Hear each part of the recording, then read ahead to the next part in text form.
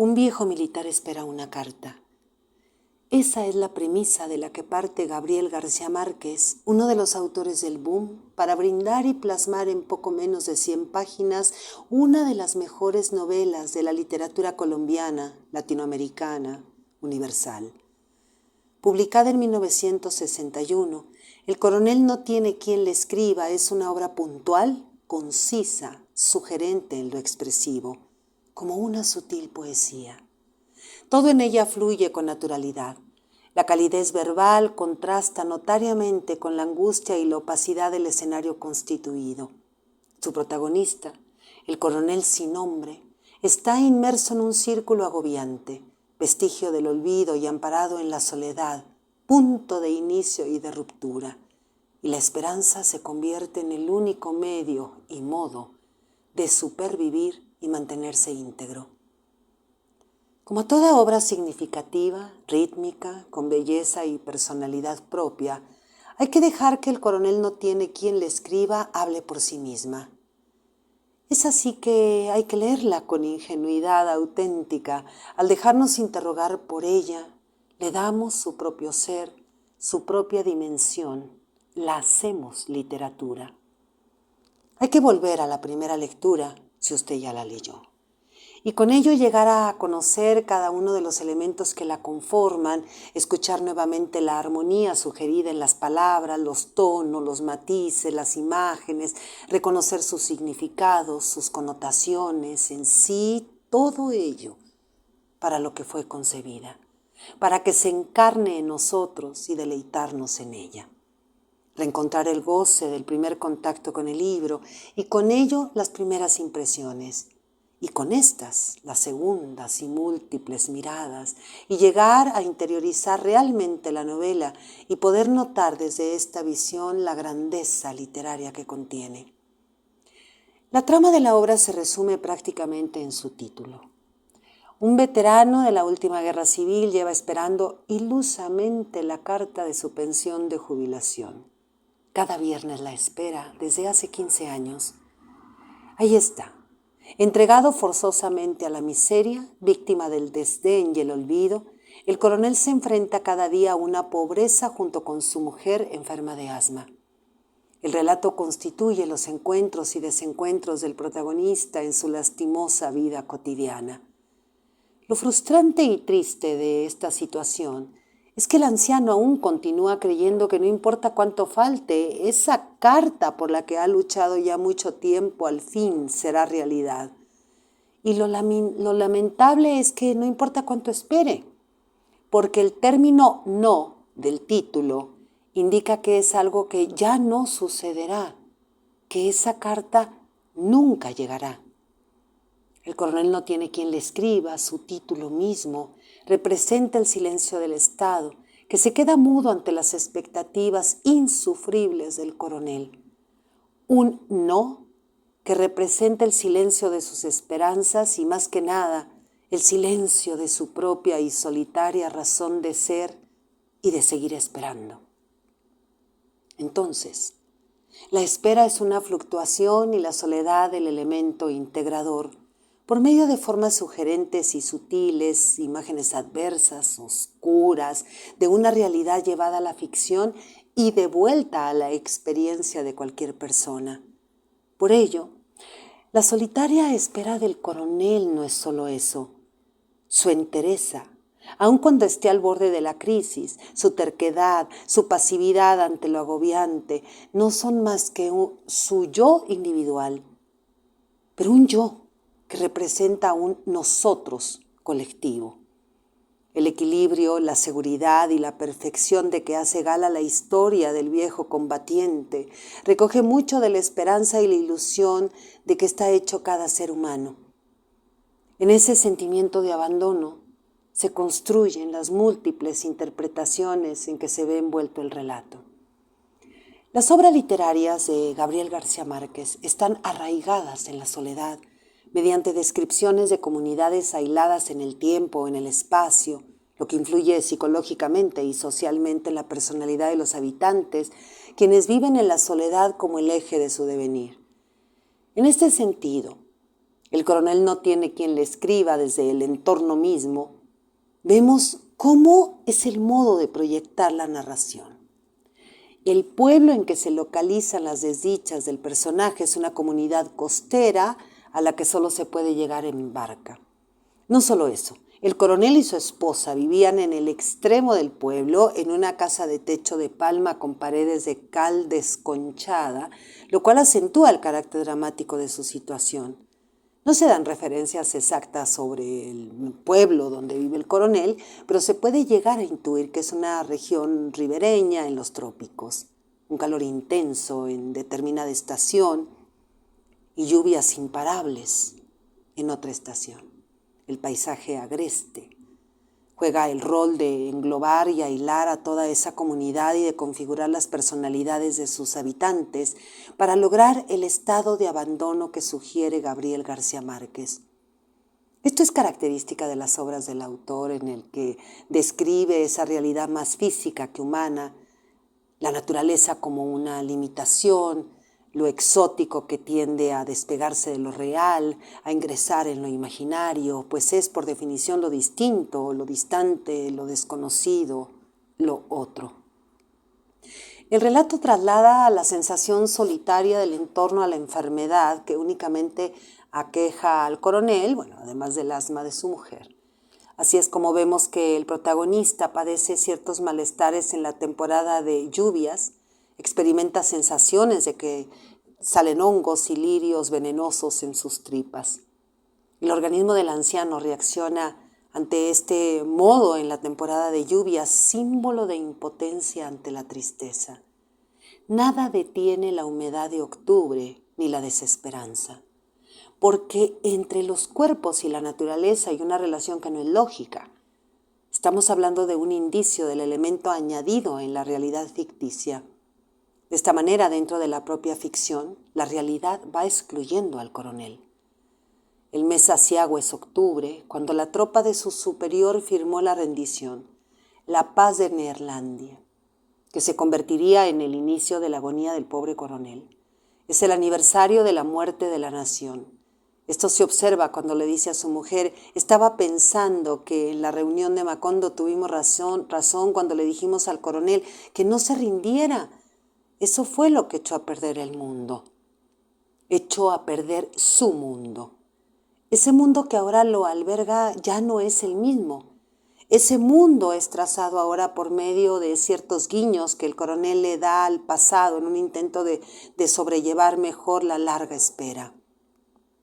Vemos así que hay por lo menos 2 instantes en que el viejo militar duerme, sí, pero realmente vive al rememorar conversaciones o pasajes de su antigua vida. No puede desligarse de lo que él era antes, y paradójicamente es a razón de esto que aún no le llega la carta, aún no le llega el reconocimiento del Estado, aún no le llega la reconciliación con su realidad. En entrevista a García Márquez dijo alguna vez que la soledad es parte esencial de la naturaleza humana, así como el abandono del nombre del coronel anónimo, casado con esposa sin nombre, con quien comparte penurias en una soledad sufrida por ambos de forma permanente. Se lee en la obra. El coronel se dirigió a la sastrería a llevar la carta clandestina a los compañeros de Agustín.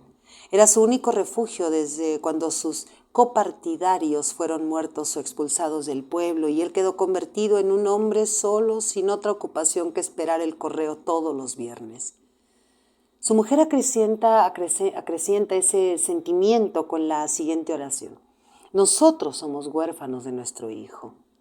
El mismo coronel, en un momento de negación de su realidad, cuando no recibe una vez más el correo, dice: no esperaba nada, yo no tengo quien me escriba. Y luego una posterior respuesta del encargado del correo dará título a la obra: el coronel no tiene quien le escriba. El escucharlo de otra boca acrecentará el dolor del coronel. En García Márquez los caracteres masculinos son caprichosos, quiméricos, soñadores, pero al final solos y abandonados. En cambio, los caracteres femeninos son sólidos, sensatos, un modelo de orden y estabilidad. El autor, Gabriel García Márquez, diría alguna vez sobre sus personajes femeninos: Mis mujeres son masculinas. Por ello la soledad en que se ve envuelto el coronel se observa también desde la relación con su esposa. Se aman, sí, pero eso no disminuye su aislamiento. El coronel se ve enfrentado con la realidad día a día figurada en su esposa. Para ella ya no habrá carta. Para ella, el coronel no debe seguir esperando en vano. Y aquí es cuando le preguntamos a la esperanza si su nombre de pila es soledad. Escuetas expresiones como «y tú te estás muriendo de hambre», dijo la mujer, «para que te convenzas que la dignidad no se come. 20 años esperando los pajaritos de colores que te prometieron después de cada elección y todo eso nos queda, y de todo eso nos queda un hijo», prosiguió ella, «nada más que un hijo muerto». Expresiones que representan la carga que supone mantener falsos deseos. Así van sobreviviendo a sobresaltos de crédito, vendiendo lo poco que les queda y al final la mujer estalla. «Estoy dispuesta a acabar con los remilgos y las contemplaciones en esta casa», dijo. Su voz empezó a oscurecerse de cólera. «Estoy hasta la coronilla de resignación y dignidad». No pudo el idealismo quijotesco del coronel convencer al materialismo de su esposa. No importa cuánto espere, la fría y odiada relación con la razón que es entregarse a la verdad. Lo espera a cada momento en su casa, en su vida, en la trama de la obra, donde hay un elemento constante en la boca de la mujer, la muerte, uno de los temas centrales. Aquí la muerte brinda a la narración la atmósfera de incertidumbre, de oscuridad. El entierro del músico es descrito a lo largo de las primeras páginas. La mujer del coronel continúa pensando en él a cada momento. «Ya debe haberse encontrado con Agustín», dijo. «Puede ser que no le cuente la situación en que quedamos después de la muerte. A esta hora estarán discutiendo de gallos», dijo el coronel. Pareciera que la muerte es lo único que le espera a esta olvidada comunidad y sobre todo a este esperanzado coronel. En los 3 meses que dura la narración de octubre a diciembre, el autor va insinuando e invitando a distintas percepciones por medio de metáforas, de expresiones o representaciones. Ya vimos algunas. La lluvia imparable, la localidad misma significan el encapsulamiento de los individuos. La esposa, sinónimo de la realidad que se estrella en la cara del coronel. La muerte, variable constante. De igual manera se sugiere el tenso clima en que vive el pueblo. Así la dejadez, la soledad, la indiferencia al gobierno tienen razones políticas. Es un sobreviviente no reconocido, como si quienes han luchado, aunque sobrevivan, para el gobierno han muerto. Una forma de representar la violencia silente que se vive, la violencia social y burocrática. Su hijo Agustín, fue asesinado por dar información clandestina. El músico muerto, el primero de causa natural, contribuye a ese clima de violencia contenida. La censura imperante, visible por el toque de queda de las 11 de la noche, por las campanadas de la iglesia del Padre Ángel prohibiendo las películas, por el letrero en la sastrería prohibido hablar de política. Todo ello demuestra que el gobierno, una dictadura, está para hacer cumplir el orden, para detener las voces de protesta, para no poder hacer resurgir al pueblo de su estado calamitoso. El mismo alcalde no va al entierro del mencionado músico, mientras que el resto de la gente sí va. Esto acrecienta la idea de que el gobierno no tiene el mínimo respeto por su población. Además se observa cómo la iglesia no está en relación cordial con el pueblo, solo actúa como otro medio de contención, al margen de los acontecimientos, testigo mudo que solapa a los gobiernos.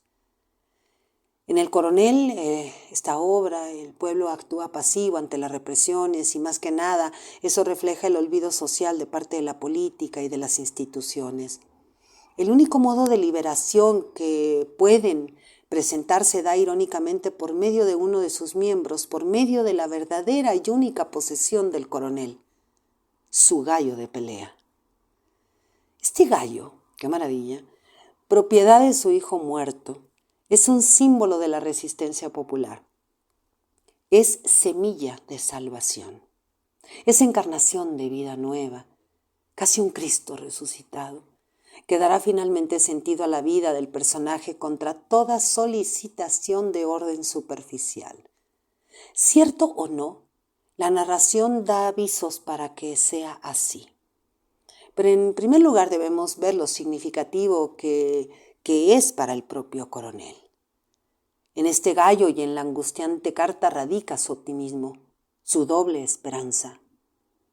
15 años de espera habían agudizado su intuición. El gallo había agudizado su intuición. A partir de ahí se van construyendo las perspectivas y las expectativas también del exmilitar. Ahí su esposa, su compañera, queda fuera ya de esto. Ellos no tienen que comer, pero deben seguir alimentando al gallo, quien puede o no tener una victoria en la lucha de enero próximo. Su mujer, harta ya, llega a compararse ante él, diciendo que toda una vida comiendo tierra para que ahora resulta que merezco menos consideración que un gallo.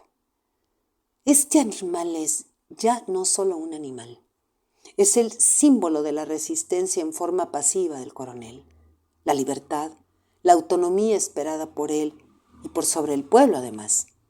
El hambre por el que pasa el coronel y su esposa y en el que se inscribe el gallo, recordemos que hay un pasaje en que los ancianos comen mazamorra de maíz hecha de la comida del gallo, las precarias condiciones a las que se inscribe también la mayoría del pueblo, va a adquirir mayores connotaciones con la posterior y aún no realizada victoria del animal en un encuentro de peleas. Todo cambiaría.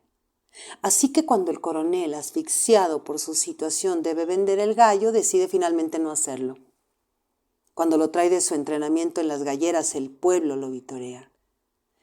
Es este el momento en que la soledad del coronel se diluye en la solidaridad popular. La victoria del gallo es la victoria del pueblo en conjunto, figurativamente hablando. Aun cuando esa pelea sea todavía una espera más, el pueblo ya está encumbrándose hacia algo distinto que los va a sacar de su encapsulamiento. Y así el pobre coronel en definitiva se enfrenta real y explícitamente a su esposa. Su entorno se ha encargado ya de curtirlo para ello, dice.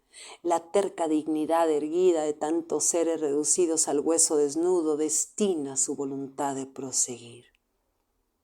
Ante la desesperada pregunta de su esposa al ver que el gallo se queda con él y con el pueblo, «Dime qué comemos». El coronel se yergue, invencible, victorioso. Escupe por fin el malestar que guardaba casi toda su vida de espera con una sola palabra. Mierda. Es el fin del relato y el inicio de la nueva resistencia del coronel. Como vemos, El coronel no tiene quien le escriba, de Gabriel García Márquez, engloba una historia sobre la injusticia, la violencia contenida y, sobre todo, constituye un relato sobre la soledad, tanto individual como colectiva. A estas lecturas, diversas siempre, se va llegando sutilmente por medio del manejo lingüístico del autor, por medio de sus imágenes y además por el manejo de los caracteres contrapuestos y expuestos de los personajes que se simplifican entre el iluso y quijotesco coronel anónimo y su sufrida y realista esposa, en medio de los cuales vaga el simbolismo de ciertas figuras: el hijo muerto, el gallo de pelea, la carta que no llega, la guerra en la historia de los pueblos, la indiferencia del gobierno, para configurar un relato espléndido que alcanza cualquier dimensión humana posible. Su historia es universal, totalizadora. El coronel se convierte así en signo y consecuencia de los males de las épocas de terror, mientras que la realidad, y tanto que la realidad circundante, lo va aplastando y minando, quedando en él la única posibilidad de salvación. No el conservar la esperanza, sino la integridad. No renunciar a los principios, parece decir la obra. No renunciar a los principios, aunque no llegue la pensión y se venzan las fuerzas y las razones agobien y llegue la muerte. La dignidad quedará como signo de una vida junto con su inseparable y eterna soledad. Soy Margarita Díaz de León, Literatura en Espiral.